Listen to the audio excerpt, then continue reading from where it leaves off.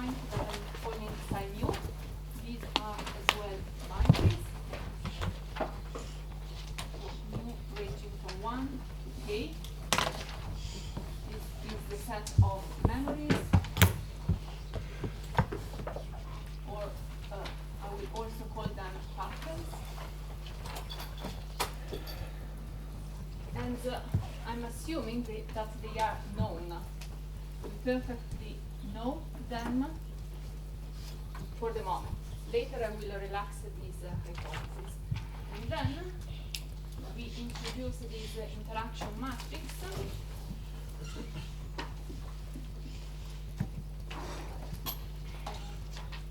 In particular, Jij is 1 over n, sum over mu, ranging from 1 to k, psi I mu, psi j mu.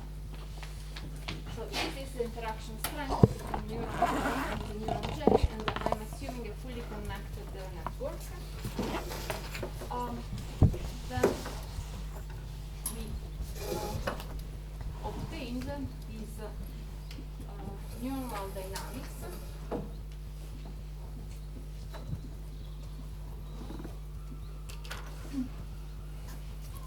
With I t, this pi, evaluated at the configuration sigma t, and this is equal to sum over k, j I k, sigma k t.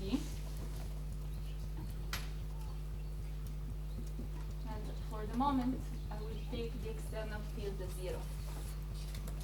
Okay, so these represent the local field acting on neuron I at time t.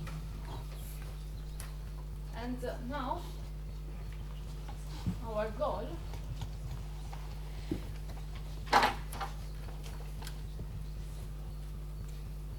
is to check whether the configuration sigma equal to psi mu is stable. And so, as a warm-up, we are using signal-to-noise technique.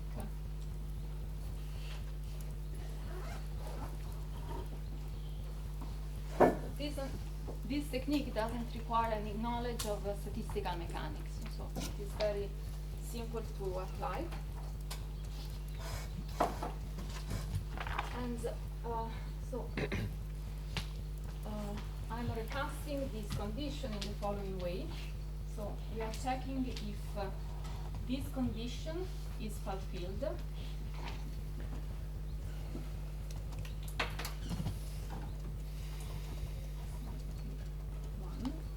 So I'm focusing on mu equal to 1 as a target pattern. And I'm checking whether this condition is satisfied. Why? Because if this condition is satisfied, then the configuration, if I take as initial configuration sigma 0, psi 1, then this is stable. And then we recast this condition in the following way. That is, we are asking that psi I1 times sum over k of jij psi k1 is larger than 0. By exploiting the binary nature of the psi, we can multiply by both sides. This can be taken inside this sign function, and so we are just asking that the argument of the sign function is positive. And the last expression that I wrote last time was the following.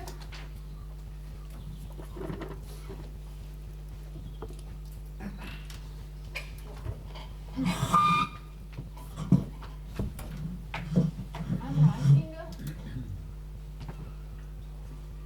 psi I1 times sum over k jij k psi k1 as n minus 1 divided by n plus sum over j different than I, sum over mu larger than 1, psi I1, psi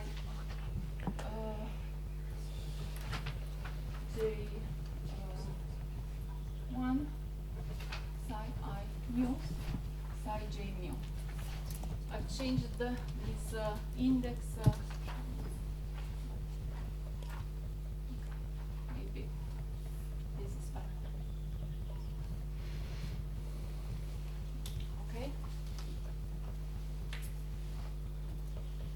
So I interpret this as the signal and this as the noise.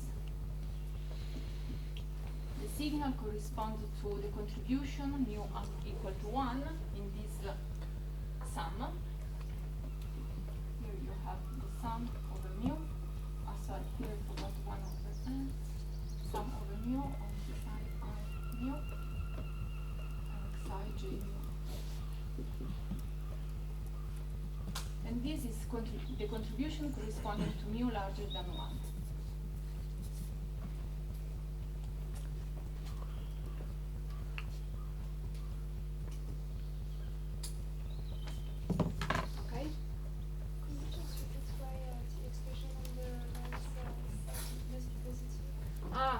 Sorry, there is some confusion with the indices.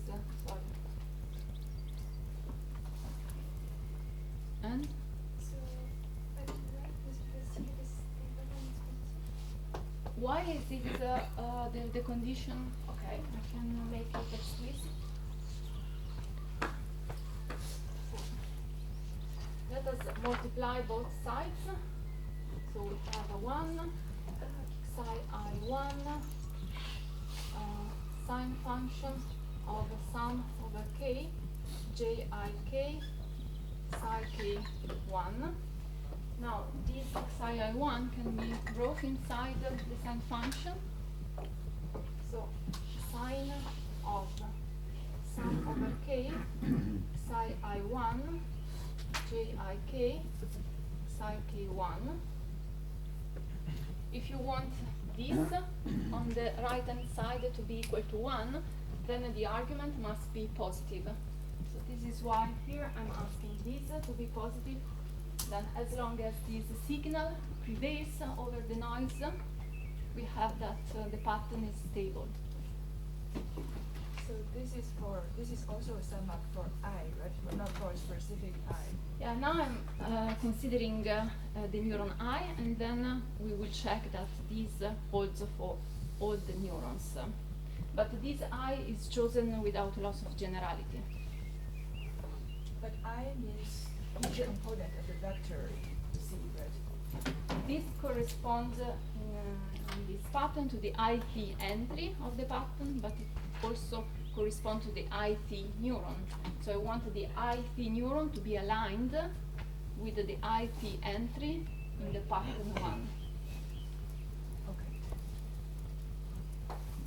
Have I replied? I think I'm just a bit confused on when from the first line to the second line. I will do this for every Ci and then sum over I, and then you get the. Oh, I see. Sorry, I keep thinking it's normal to see as one, but each of the indices is like. Yeah, sorry. Okay.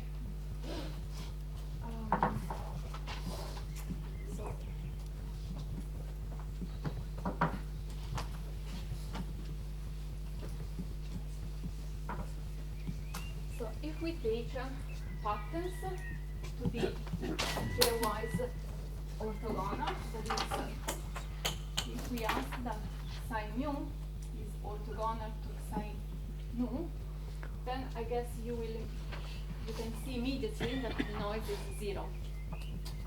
Can you see it? Okay. But this is not surprising because we have already checked that Hebb's rule, when patterns are orthogonal, always yield a Lyapunov function which has as a global minima precisely these patterns. Okay, so this is not surprising.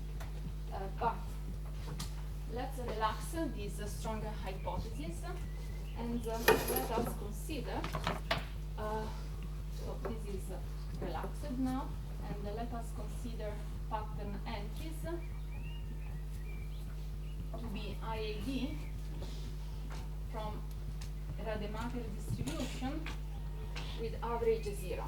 So this means that each entry psi I mu is plus or minus 1 with a probability 1/2. So if this is the case, can you estimate this quantity?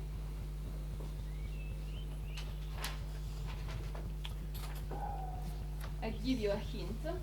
This is the length covered by a simple symmetric random walk on a linear chain. Correct? So this is a random variable, but we can estimate it as, so you are making k minus 1 times n minus 1 step. So I can estimate this r for n large as square root of k over n.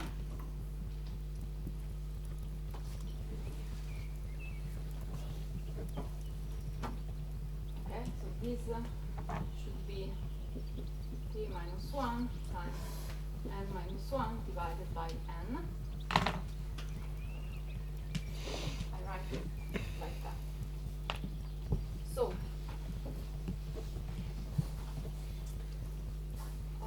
as long as k over n is vanishing in the limit of large n, then we have that the signal prevails over the noise. And we are happy, because this means that any pattern is stable. Any of the k pattern is stable. And since this holds without loss of generality for any neuron, I, then we have that overall the pattern is stable. And under this condition, we can also check that we can also get an estimate for the width of the attraction basin. What I mean is that we can take as initial configuration for the neuron the following: psi mu, Hadamard product k mu, where k I mu is again a plus or minus random variable, this time with expectation p.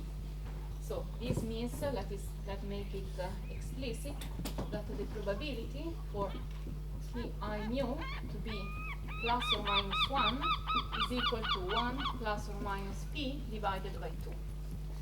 So in other words, we have that a fraction of 1 minus p divided by 2 entries in the neuronal configurations are flipped. Okay?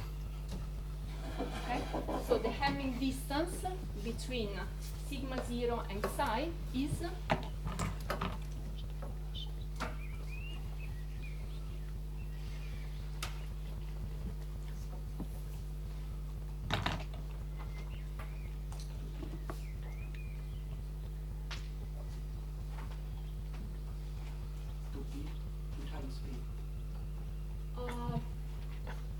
no? The Hamming, with the Hamming distance, I mean the normalized Hamming distance, I mean the number of mismatched entries among the two vectors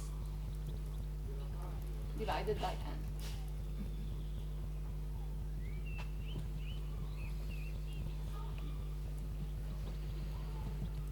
Could you please repeat the question? Sure. Now I'm considering as a starting initial configuration this sigma 0, which is not precisely psi mu, but there is some perturbation, which is encoded by this random variable, which takes value plus or minus 1 with this probability. So the fraction of yes, the fraction of misaligned entry is 1 minus p divided by 2. Okay. If we implement this, if we plug this into our previous expression, that is, if we instead of having psi I1, we have that initial configuration, that then you can check that the signal now is approximately P, and while the noise remains approximately K over M. So as long as we are in this under this condition, the signal still prevails over the noise as long as P is larger than 0, which is quite a soft condition, because it implies that the probability of being misaligned is smaller than 1 over 2. Okay, so as long as we are epsilon better than random, than completely uncorrelated with the target pattern, then we can retrieve it.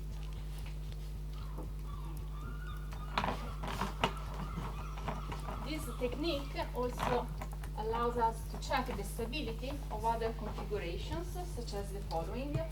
We can take as initial configurations the following, that is sine function of psi 1 plus psi 2 plus psi 3.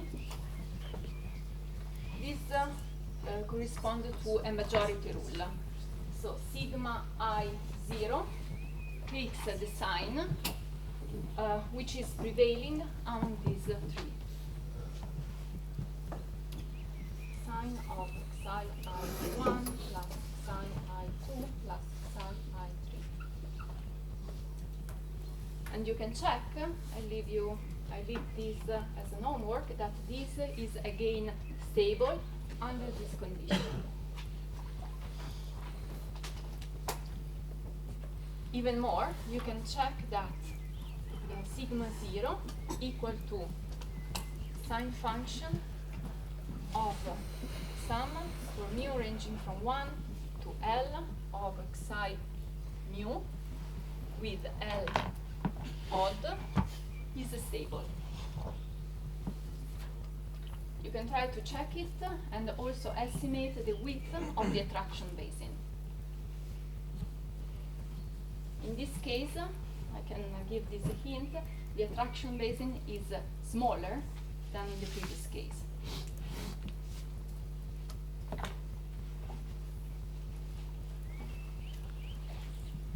So we have seen that this quantity is crucial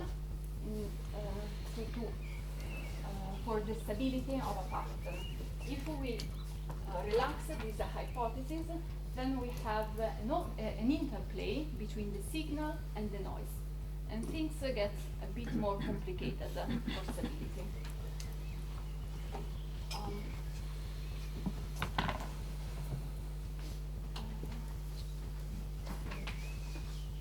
So, given the crucial role of this quantity, it is worth giving a definition. That is, define the noted with alpha as the limit when n goes to infinity of k over n. And we distinguish between these two cases. When alpha is equal to 0, then we have a so-called low load regime, while when alpha is larger than 0, we have a high load regime. I'm sorry, I'm confused. Like, I don't understand the K of the pattern is n state. Plus minus 1. K is the number of patterns and n is the number of neurons, which also correspond to the length of the pattern. And this is what occurs here. So it means that you, okay, so the patterns are what you want in the neurons, and it means that the more you have patterns, then you cannot, this quantity will move them to I and D. Yeah, we call it load because this is basically the fraction, the ratio between the amount of information that you want to store and the amount of resources available for storing, that is the number of neurons. But why do you want n to go to infinity? Why not just Okay. fix it? Because, well, you can see that here as well I'm always taking the limit when n is large. Also in calculations we will take these limits, and in a while I will also show why this can be useful to have this large n limit. Okay, so it means, okay, I think I don't understand the product. I think because to me, like, it's, the point is not to have the fixed number of units, and to determine the number of domains you want to, of patterns you want to load, for instance. Yeah, to store. So you look at the limits, and then you just fix My analytical treatment should be done under this condition for practical reason, because I can do calculations in that limit, and also in a few minutes probably I will be able to explain another reason why this condition is useful for these machines.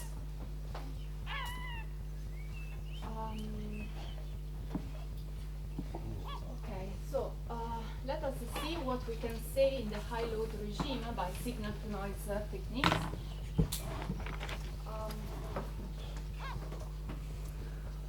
So in the high load regime, this noise is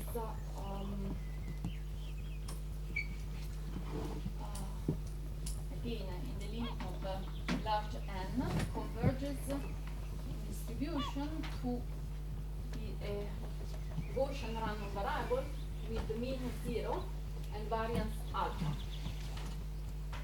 Okay? And so now I can make some probabilistic statement. It is not so that easy now to compare S and R, and so we can state, for instance, that the probability for S plus R to be larger than 0 is 1 over 2 times 1 plus error function of 1 over square root of 2 alpha.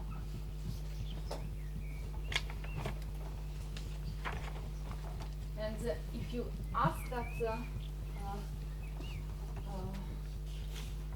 all neurons are stable, because if you ask that psi equal to psi mu is stable, a naive estimate is the following. You have to make a product over I of the probability for a single neuron.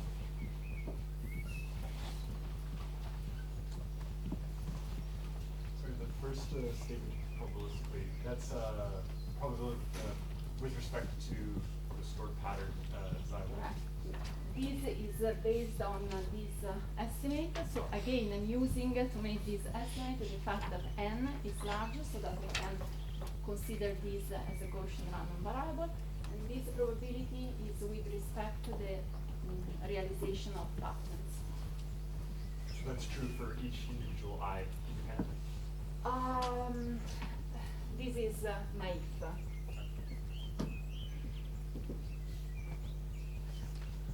I'm neglecting any correlation and just make the product.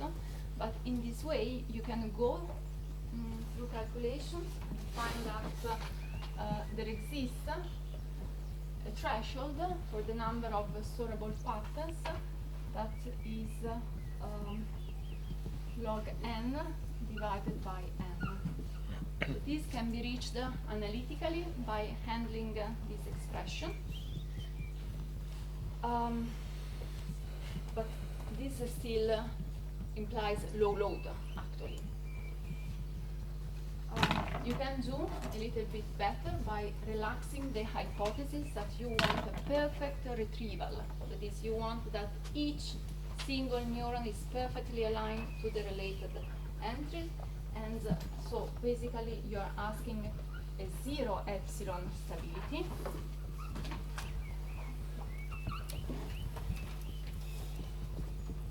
In that case, you can prove, even at a rigorous level, that this Kc is order n. And again, analytically, you can even find this is an estimate from Newman in '88 that the load corresponding to the largest number of storable patterns is approximately 0.056. This was done analytically. If you use the statistical mechanics approaches, I anticipate this result from Amit Goodfriend and Sompolinsky.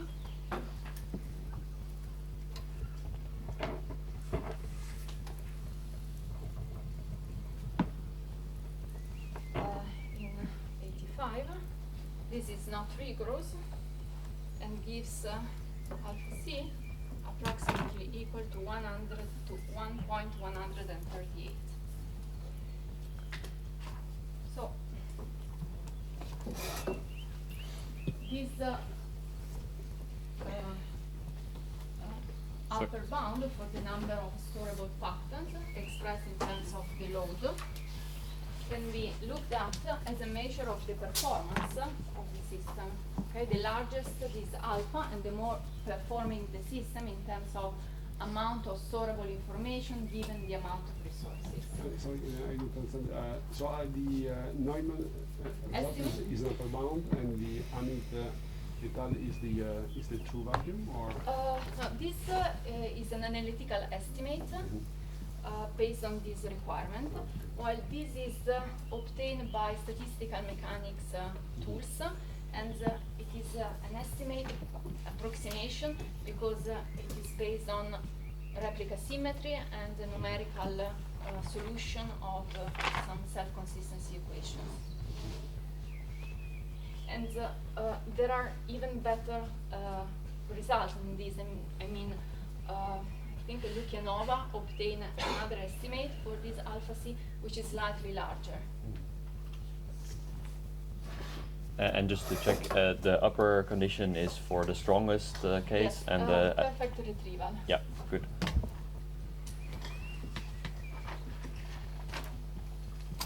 While this you allow. Okay. Yeah. It is written. Yes. I'm still a bit confused about the two different values.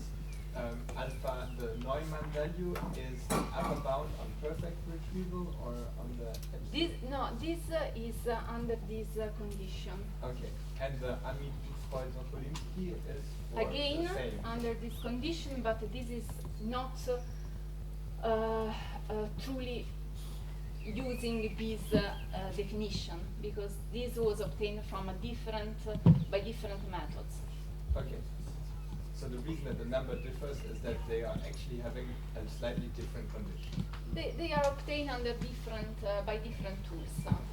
We will see this in more details. Just to be sure, the 0 epsilon stability, the 0 is the delta, and the perfect. This means that you accept some flaws in your retrieval. You don't really want that your matrix magnetization is 1, Okay. but it must be close to 1. Okay, so this is the relaxation. This is the relaxation of perfect retrieval. A bit confused about the log n over n in perfect retrieval. Does it mean that the number of patterns we can store decreases with that? Oh, sorry. You're right. Thanks. Sorry.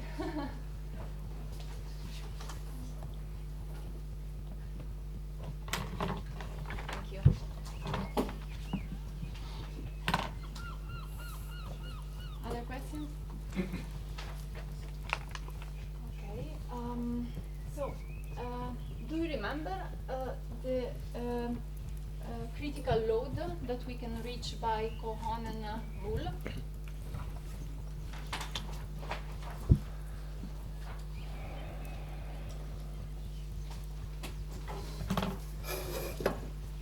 Was it one? One, correct? Yes, one.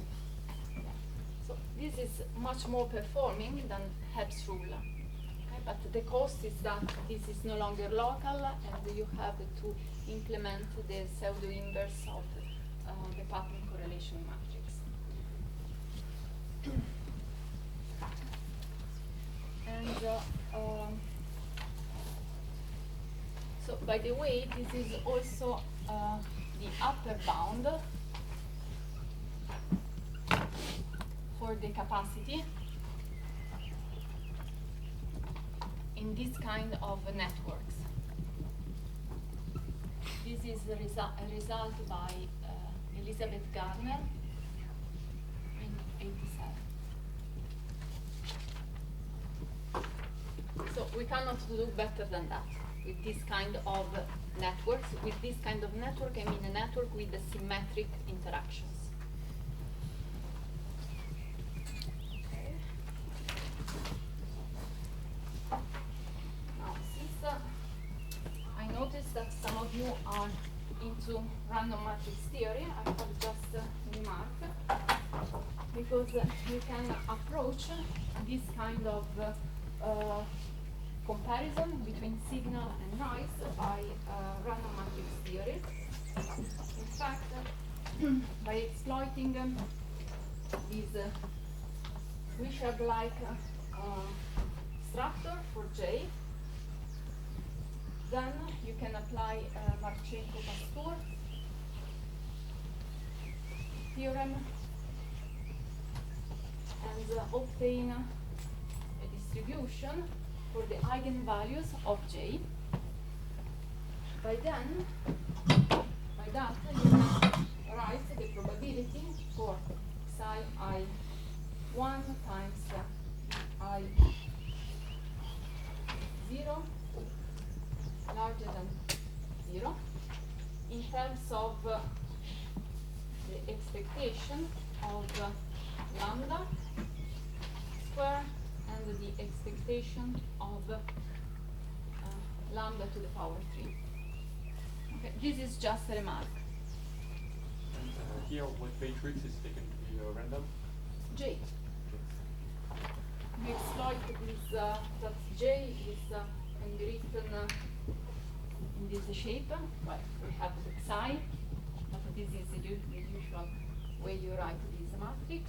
So you can get its the distribution of its eigenvalues, and you can recast this requirement in terms of conditions over the moment of the eigenvalues. And I have yet another way to write the condition of stability from a macroscopic point of view. That is, you can write that your matrix magnetization at time t is 1 over n sum over I sigma I at time t psi I1. But this can be written as 1 over n sum over I. Now sigma I at time t can be written as the sine function of phi I at time t minus 1 psi I1. And in particular, for t equal to 1, we have that m1 of time 1 is equal to 1 over n sum over I sine function of psi I1 times phi I0. And now I see this as a Gaussian random variable with expectation S, which is the non-stochastic term here, and the variance R squared. So this can be written as twice the probability that xi I1 pi0 is larger than 0 minus 1. So basically you are looking at each of these contribution as a Bernoullian experiment, which can take value plus 0, plus 1 or minus 1 with a probability given by and the probability is that this argument is larger than 0. So this is error function of S divided by square root of 2 times R. So asking that S is larger than R implies that in one step the matrix magnetization is larger than approximately 0.68.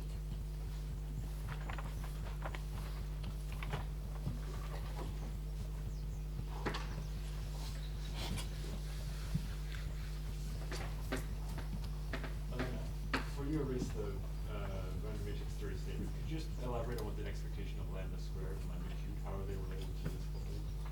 Sorry, Here? I didn't quite catch what the error is. Because I'm skipping details, but you can recast this. Just as a function of the two expectations? That's Yes, the in function. terms of these expectations, because you can write it again as a random variable, and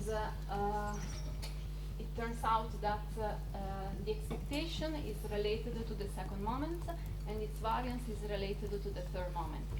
So again, you combine them, and you get that this expression is obtained under condition over this momentum. And the nice point is that this is the Hebbian structure.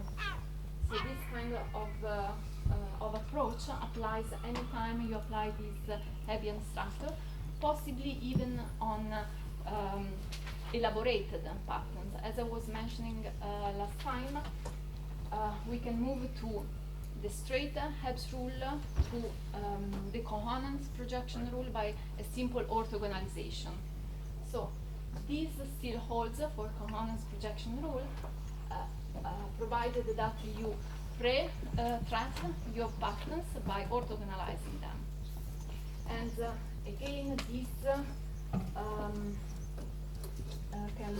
can still be this approach can still be applied in the case where your initial state exhibits some flaws, some defects. So again, you can apply it to estimate the width of the attraction base.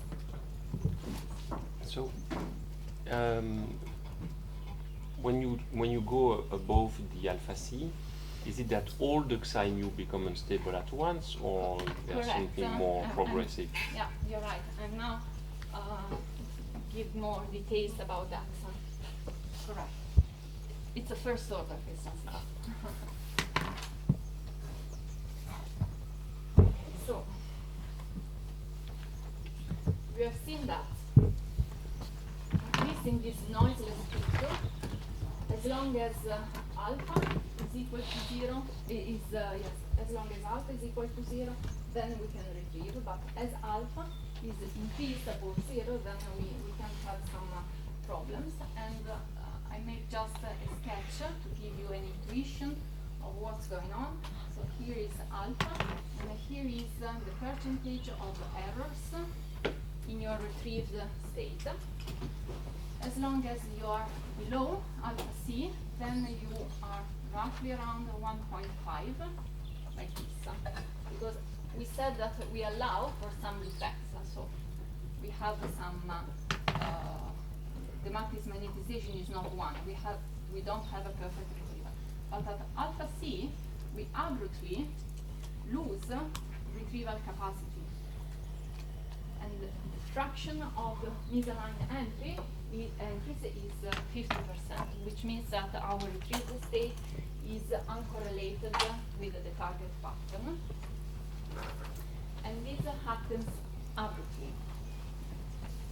again, to have an intuition of this, let us consider this sketch. So we are projecting our configurations in this 2D plane. Let us now store one pattern in head tool. So this will give rise to two minima, one corresponding to psi1 and the other to minus psi1. And we already discussed that this case corresponds to a Curie-Weiss model, that is an Ising model on a fully connected graph, a mean field Ising model.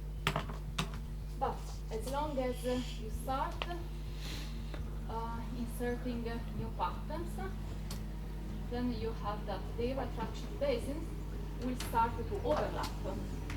So your Lyapunov function, your energy function, instead of being something relatively smooth like this, will start to exhibit a very rugged landscape. And when you are in this condition, then you are losing your retrieval capabilities. Okay? As K gets larger and larger. So as long as K is finite, the landscape is still smooth enough so that you have a finite attraction basin for each pattern, but above this threshold, the roughness is too large. The number of minima is proliferating so much that your patterns are no longer global minima, not even local minima.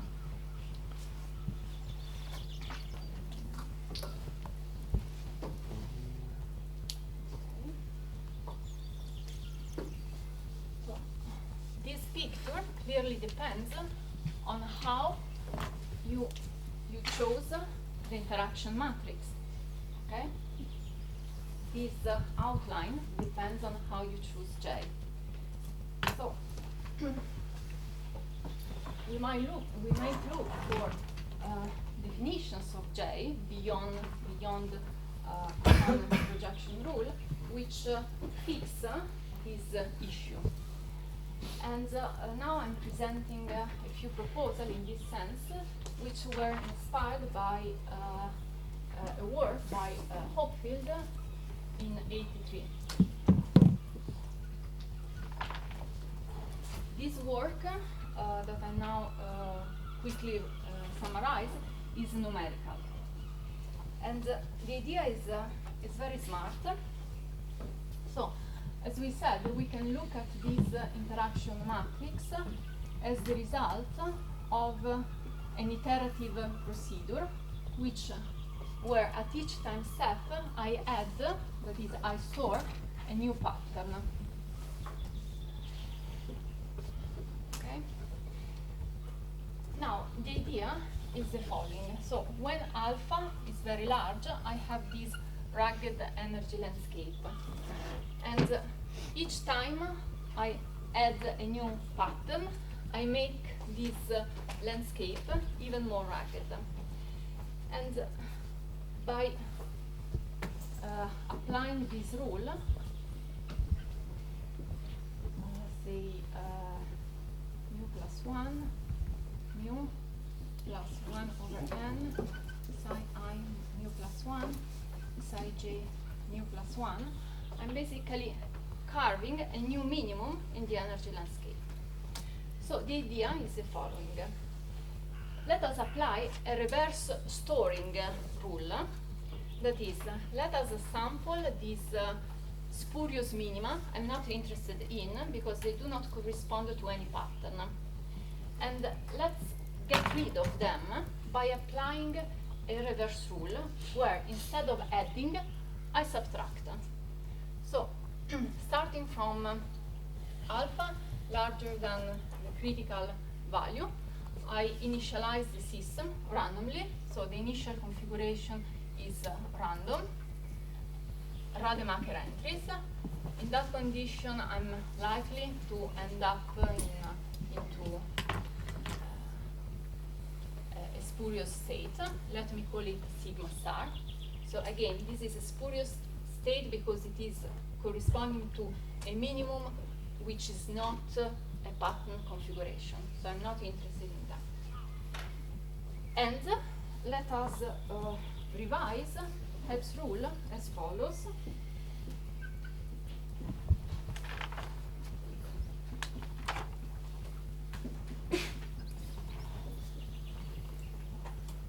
Very simple idea, but effective.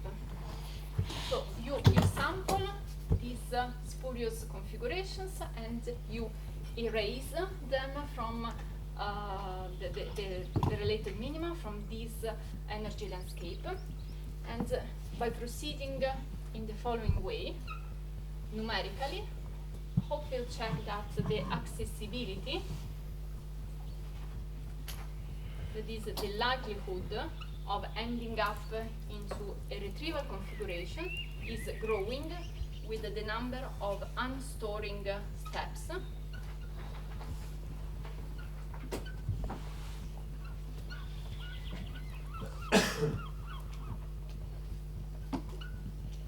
While the accessibility of spurious states is decreasing. So that works, but there is a strong limitation here, that is this approach is purely numerical. So So it's minus sigma is starting with this divided by n, or no. In this approach by Hopewell it was bare like this, but in fact the problem is that there is no theory behind this, and we don't know. Sorry, maybe there should be some unlearning rate here, right? Yes. Sorry, how do you find this sigma star exactly numerically? No, numerically, you initialize your system somewhere, and then you perform Monte Carlo Markov chain simulations, for instance, and you run it for a long time, as long as you are reaching some stationarity, and then you sample your configuration. And so then you start over, starting from a different sigma 0. Yeah, and then you start again, so and you you sample learn- another one, and again, and again, and again. So it's a method of finding these minimas. Yeah, it's just a matter of sampling this minimum. But as I was saying, the drawback is that we have no theory underlying this approach. So we can't estimate how many of these unstoring steps we should run, and we'll eventually start to erase also the good minima. So just to clarify, so the minima that we were talking about, they were the minima of this Lyapunov function, so they were true minima. When you go above alpha c, what happens is that they lose their stability, so you don't have locally a convex. But then here, what it seems is that you introduce so this fake minima, but rather than changing the stability, you see, it seems you are curing something which is not really what happens in the system. What happens is that the minima is not the minima anymore. Yeah. But here, what happens is that you have a global minima that seems more or less the right one, and you have added spurious ones that create the retrieval wrong. But I don't see, if you eliminate them, why would it stabilize back the one that you have lost? Because somehow they are stored, these Yes. patterns, and this is a perturbation, this one of the landscape, which turns out to be effective. But this is just a numerical experiment.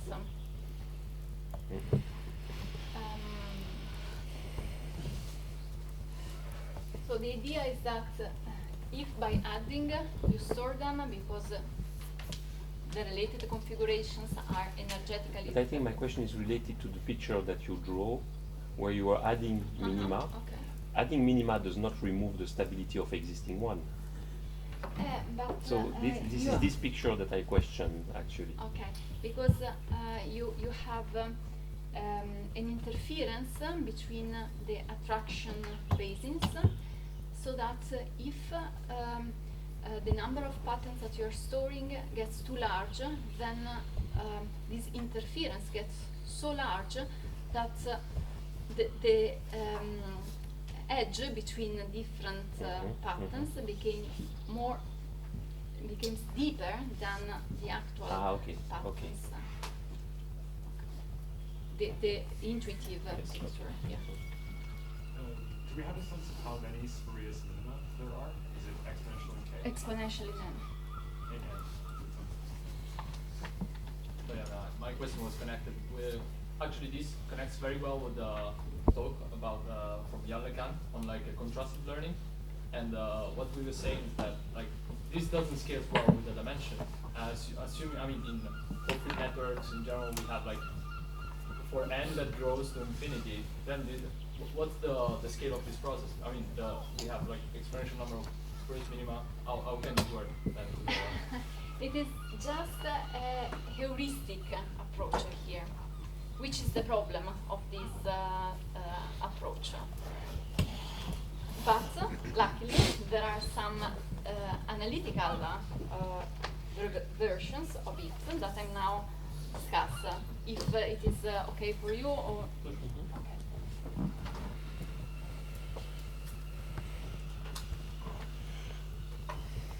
So the first one is Tutsenko et al. In 91, and then also resumed by Vakov in 94. And it works in the following way. So you revise your interaction matrix in the following way: Jij minus. Now, instead of plugging directly these configurations, I plug here T I sigma star times Tj sigma star. So I'm using the field, the local field at neuron I and at neuron J, evaluated in sigma star. Here you can, and you still have some learning rate. Here they put the n, because this is your left hand. So they were carefully in setting the correct scaling. This gives rise to a discrete time differential equation, and this can be recast in a continuous time differential equation, whose solution is this one. 1 over n, sum over mu and mu, psi I mu, 1 plus t c, nu nu, minus 1, psi j nu. Here, T is area. So there is some ambiguity in the notation, but I didn't want to introduce another symbol. This in the subscript T is discrete, and here as an argument it is a continuous line.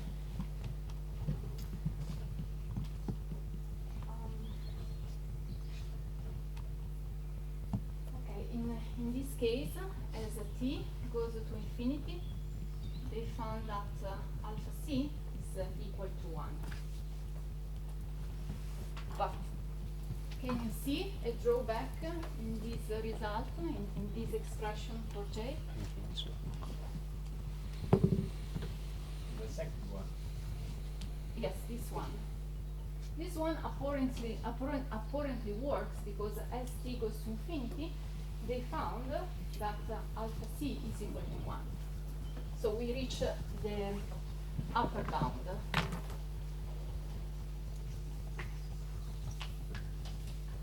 Sorry, what is C?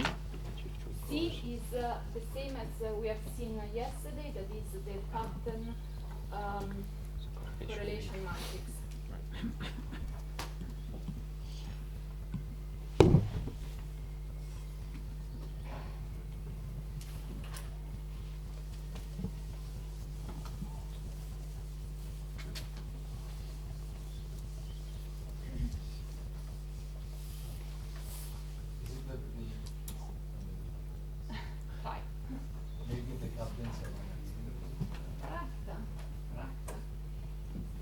can reach alpha c equal to 1, but then the retrieval is awfully fragile with respect to the noise. So far we are dealing with the noiseless dynamics, but you can see that minima will become very shallow because this j is eventually vanishing as t goes to infinity.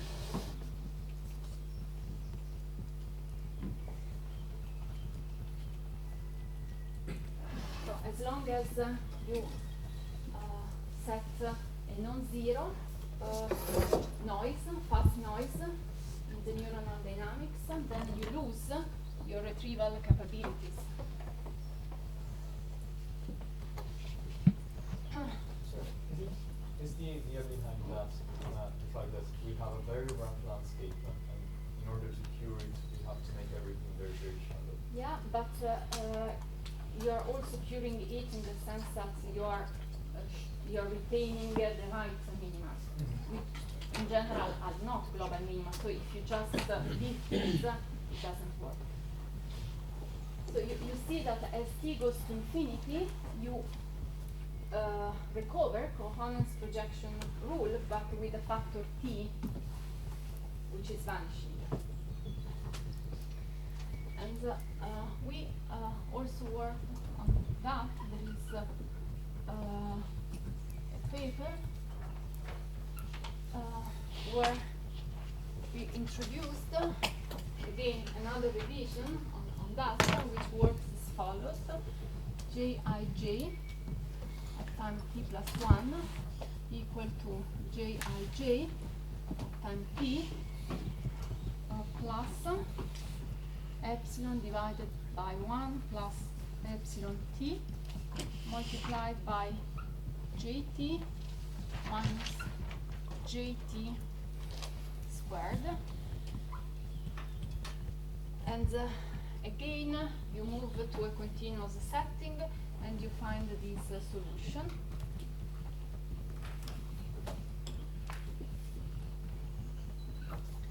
One over n sum psi I mu 1 plus t divided by identity matrix of size k plus tc mu no psi j no.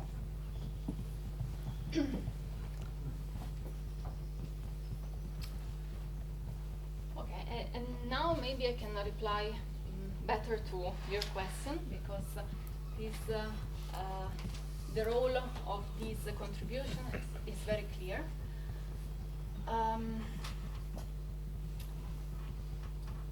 This contribution is responsible for the numerator, while this contribution is responsible for the denominator.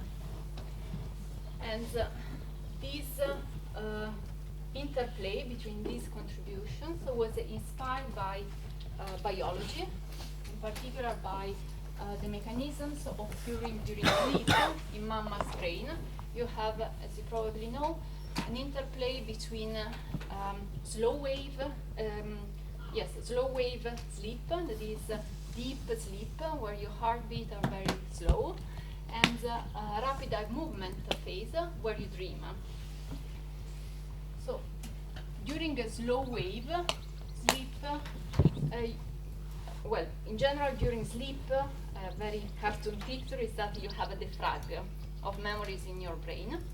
And during slow wave, you have a consolidation. You have mechanisms that favor consolidation of memories that are considered as important, while during the rapid eye movement phase, you have a remotion of memories that are retained unimportant.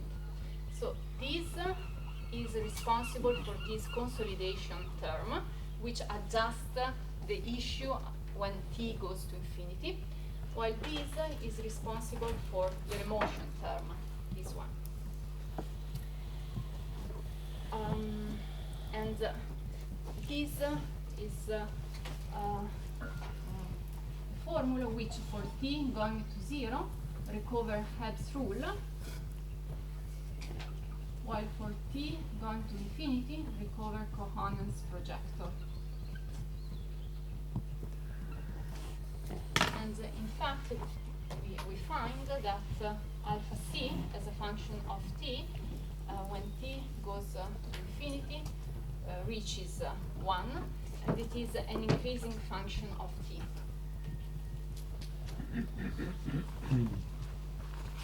Sorry. For clarification, so when you write first a discretized version and then a continuous version, means that the continuous version is obtained from the discretized version at Yes. some limit. Yes, I'm keeping the details because they are just technical. I'm using these to measure the discrete time and the continuous time equation. This is the time step, basically. And as t goes to 0, does alpha c go to 0.138 or something else? Yes, when alpha c is 0 is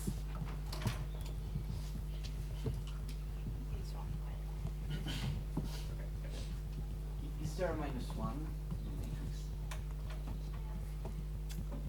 Oh, no, it's there. In front of it? No, I think it's alright. Sorry. Okay. Then when you plug it into the Hamiltonian, you have a minus, but I'm okay. Okay. If there are no other questions, I can move to the noisy dynamics.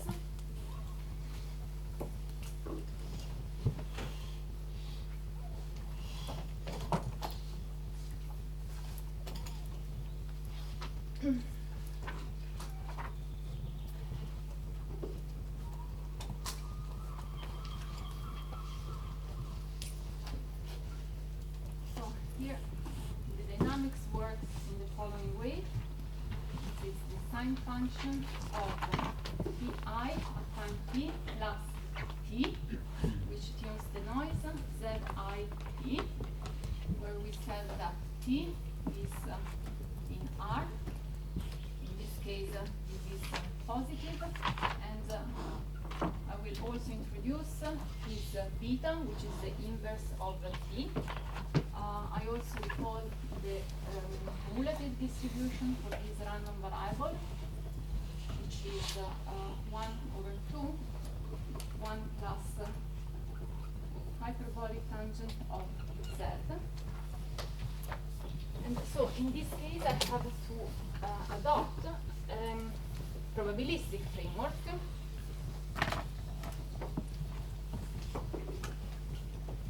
So I introduce the probability of finding at time t plus 1 the configuration sigma, which is equal to sum over all possible configurations in their space omega of the transfer probability matrix W times the probability at the previous time t. So this W, sigma prime, is the probability of moving from sigma prime in sigma in one step. The size of this matrix is 2 to the power n times 2 to the power n, and this is a stochastic matrix. In particular, the sum over sigma, is it correct? Of sigma of W sigma prime must be equal to 1. Okay, let's write down this matrix element. This is equal to 1/n, sum over I, ranging from 1 to n, of 1/2 times 1 plus sigma I prime, hyperbolic tangent of beta, phi I evaluated in sigma prime,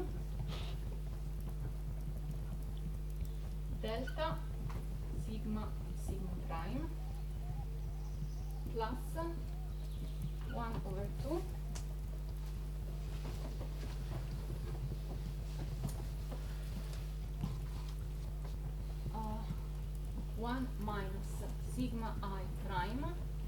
hyperbolic tangent of beta phi I sigma prime delta Fi sigma sigma prime, where Fi is an operator which applied to sigma returns sigma as it is, but the IT entry which is flipped.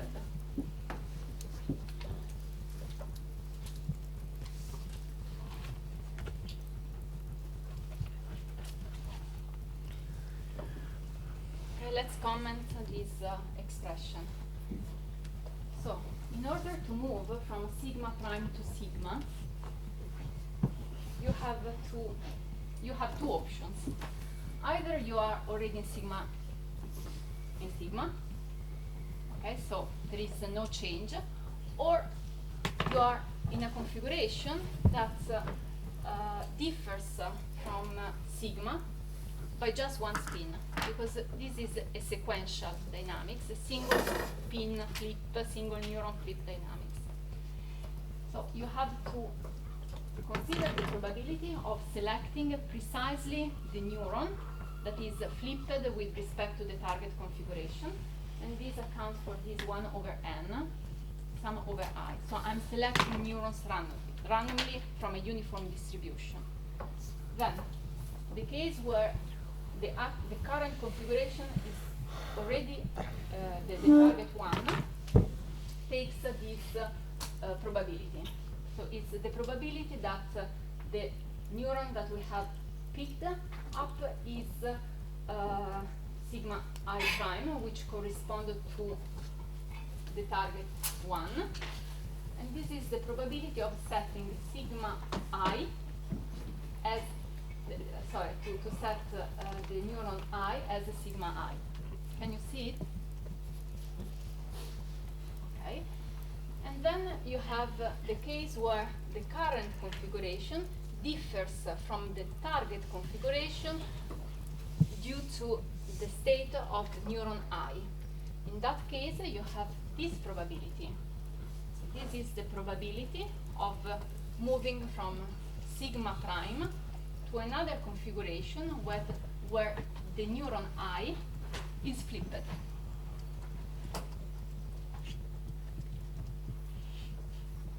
We are not using extensively this formula. This was just to get acquainted with this object.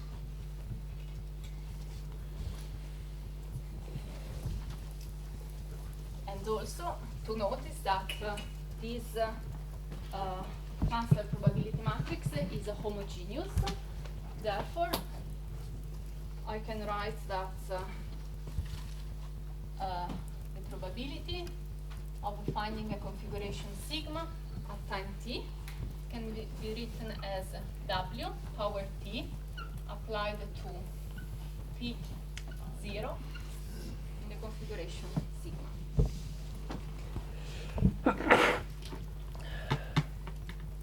And so this dynamics generates a Markov chain, so a homogeneous Markov chain. Let us consider n as finite. We notice that this Markov chain is irreducible and apergodic. So we can state that the Markov chain is ergodic, and this implies that, let's put it here, this implies that there exists a unique invariant distribution that I call P infinity, corresponding to the limit of large T of Pt sigma. So it is invariant. It means that the following holds.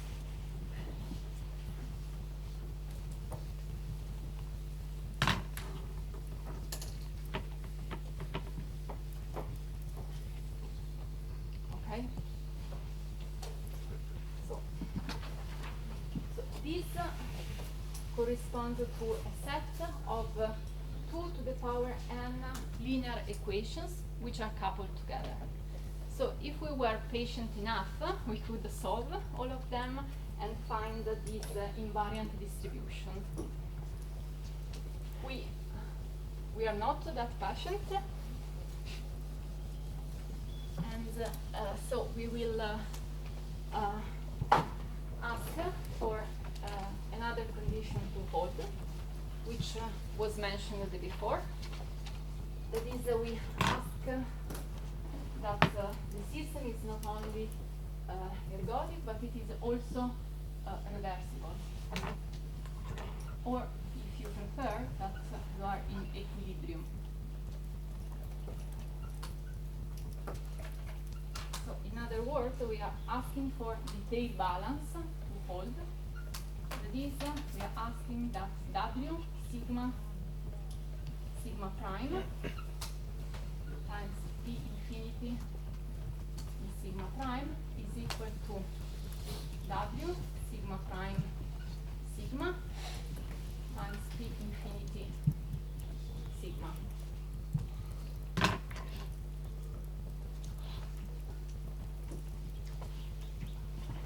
So question, do you agree that asking for this condition is asking more than stationarity?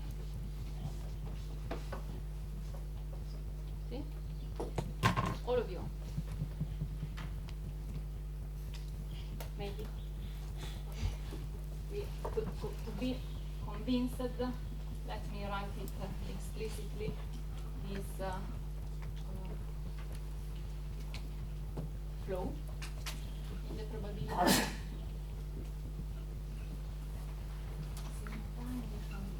Sigma W sigma prime P sigma prime minus W sigma prime sigma PT sigma.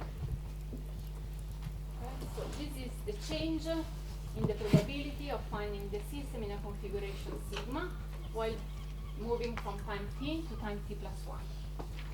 Asking for stationarity means asking that all these is 0. So this is the incoming probability. This is the outgoing probability.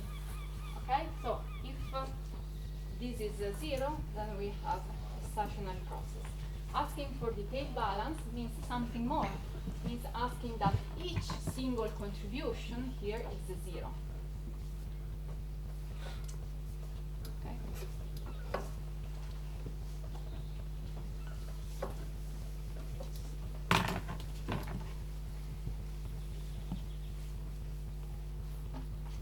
So, now we can state the following proposition. Again, a proof can be found in the book by Kuhlen and Solich, which states the following. Take a sequential dynamics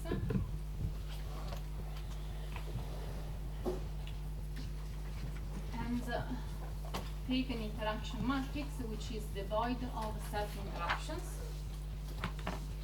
for any I. Then the symmetry of the interaction matrix implies, and vice versa, detailed balance. Further, if detailed balance holds, then the equilibrium distribution is given by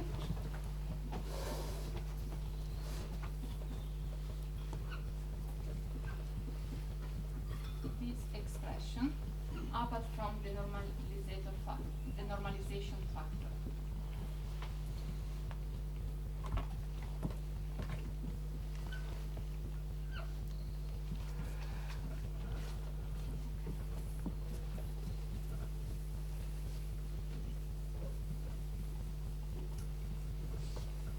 I guess it looks familiar.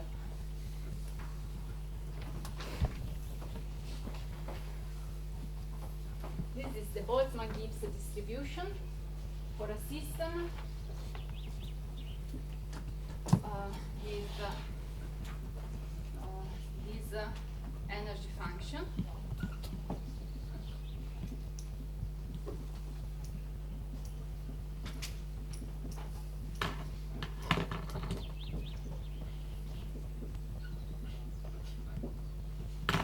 And this is equivalent to the Lyapunov function that we have found in the noiseless case.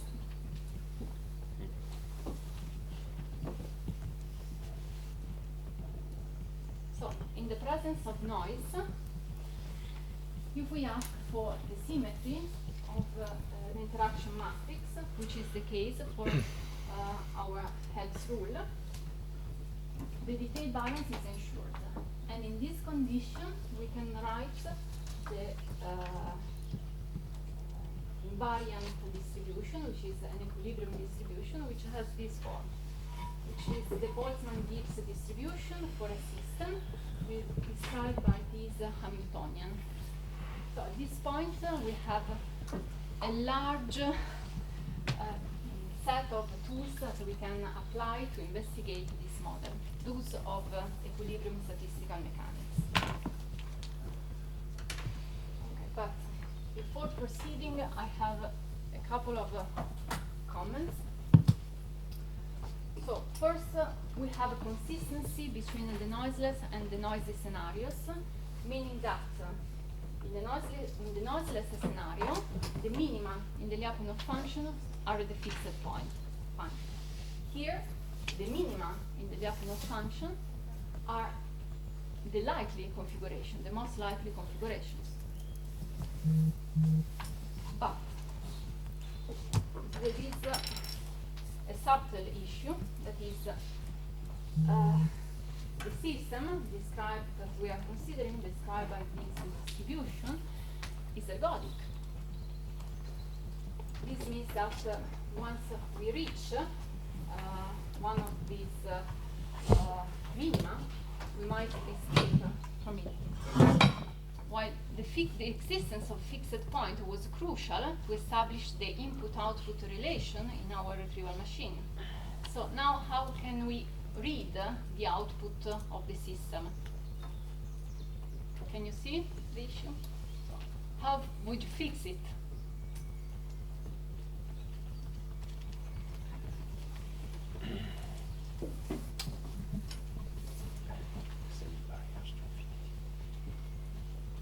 So the problem is that eventually we go out of these, but we still stay there for a very long time, right? For the very? For a very long time, right? The time depends. I We gave can- you a hint before. You can anneal, no? Like the temperature. Play with the temperature. Well, if I lower the temperature, it gets it takes more time to escape from that, but as long as it is larger than 0, will eventually escape from that.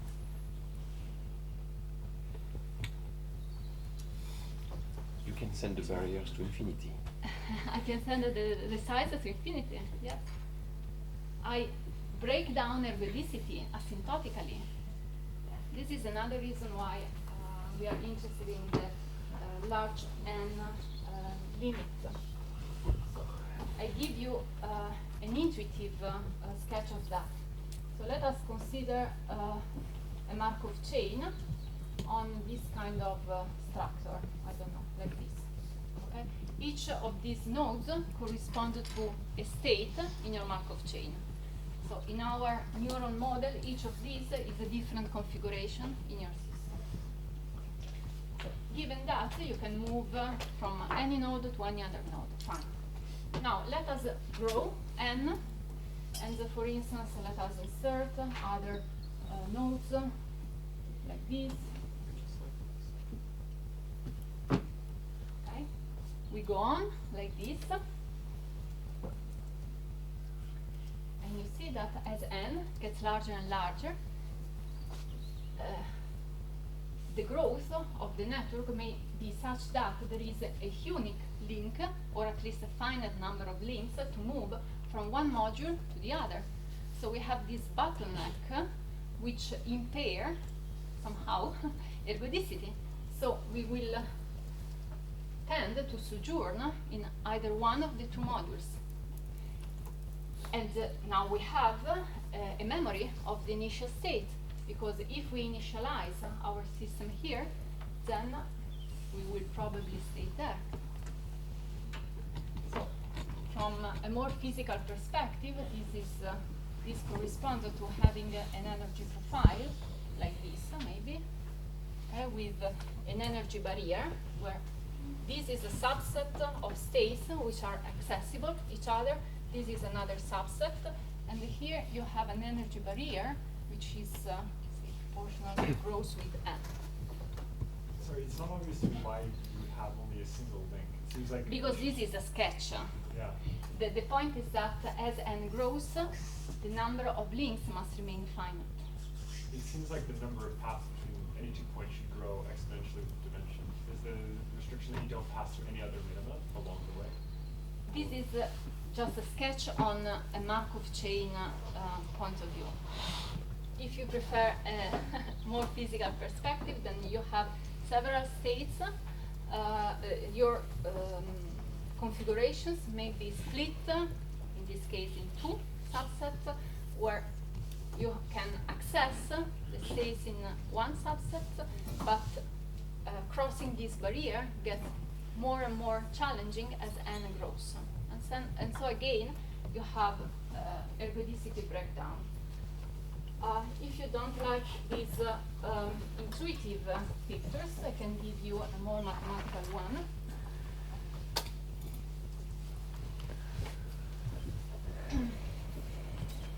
So let us take this W as an irreducible stochastic matrix, which I assume to be diagonalizable.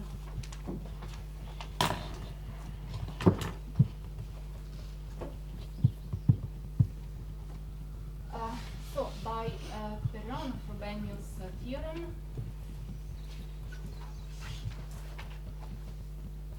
we can state that the largest eigenvalue, say lambda 1, is 1, with the multiplicity 1, and the remaining eigenvalues are smaller in magnitude.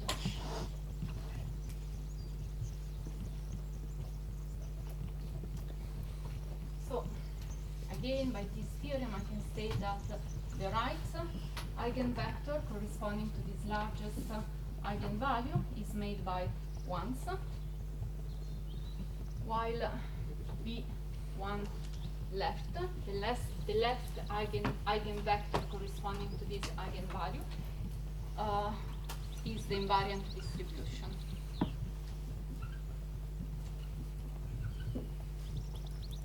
Are you familiar with this theorem, with this theory? So we can expand Wij as sum over k ranging from 1 to the cardinality of the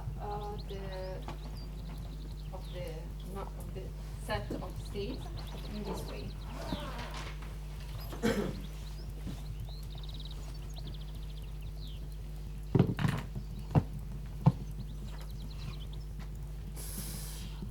So right and left eigenvectors, and k refers to the eigenvalue. I and j are the entries in these eigenvectors. And p I at time t plus 1, or maybe I will write it better here.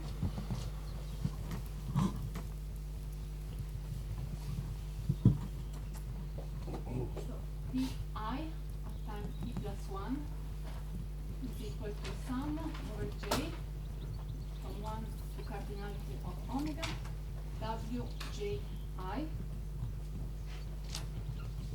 power t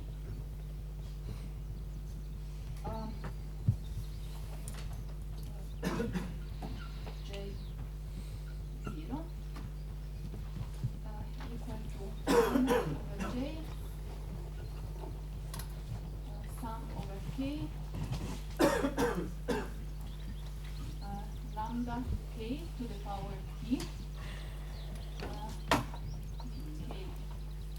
I left k right j 0. When t goes to infinity, we are left with the sum over j ranging from 1 to the cardinality of omega bk I left pj 0. And now we exploit the normalization of this probability, and we get simply bk L in I. As expected, because this is the invariant distribution. Yeah. Okay. Sorry. We have to go. Okay. Okay. It's a good point. I have just the last comment. That is, when the cardinality of omega goes to infinity, then we can have an asymptotically degeneracy of the largest eigenvalue. And as a result, here I cannot any longer do this operation. Therefore, I'm left with this initial distribution. So under this condition, I have another sum here for k from 1 to 2, which makes as a result that I cannot any longer average out this initial distribution. So the effect is that under this condition, I keep track of the initial configuration, or the initial probability distribution. Thank you. Thank you.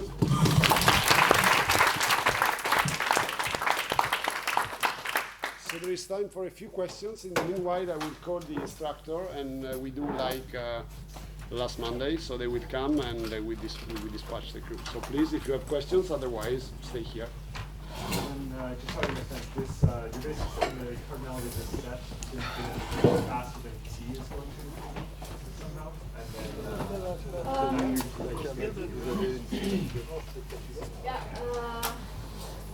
Yes, in the end, the point is that now we cannot any longer retain just the Perron-Frobenius eigenvalue. So there is, in fact, this interplay between the time and the size. Correct.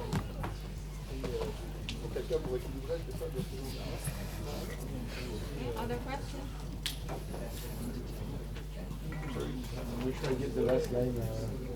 What happens when omega goes to infinity? When omega goes to infinity, we can have an asymptotic degeneracy. Okay.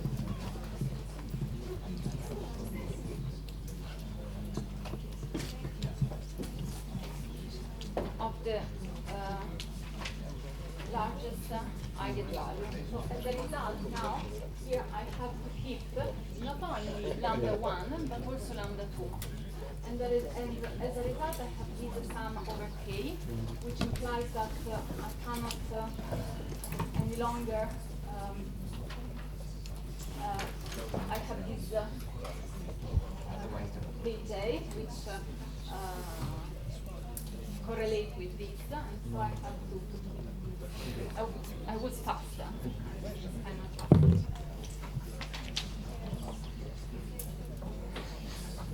I think it's good. You were like that? Oh, I have a question, but after.